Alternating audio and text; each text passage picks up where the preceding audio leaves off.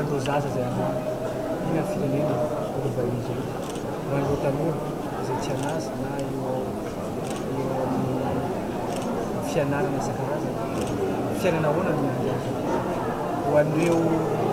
olona perinasa zay tsy afaka akory azy mivelona amin'ny karanazy ho andreo retraité eo sotronono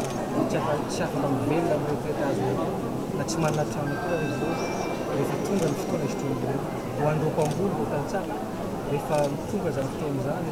na fitokotoana mbola mandeha atsano eny izy ireo mbola miantsy satria tsisy ho an'izy ireo nahatonga latsaka filoampirenena nahatonga indrindrandrindra nanapa-kevitra latsaka ho an'ny tina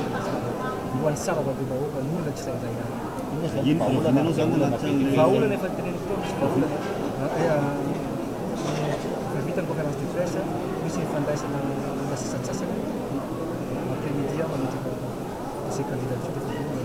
eo amin'ny prévu eo amin'ny telo amin'ny associé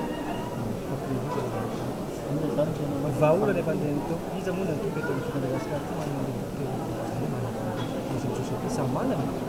manalevina piaramidi fa izy amin'ny financement mba antany azy misy milaza ny fonds d'investissement za spécialiste amin'ny fonds d'investissement fa fonds d'investissement tsy afaka financer ny programme directive 2965-7 tsy afaka directive internationale zay milaza azy fa misy fonds d'investissement financer projet zay manana protocole d'accord chaque secteur 80% banque misy andato misy la société vitsivitsy ny resahako teo mixtrama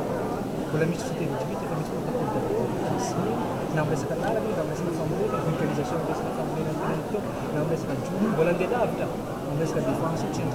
teneny teo misy équipement matériel efa vitasiona resahako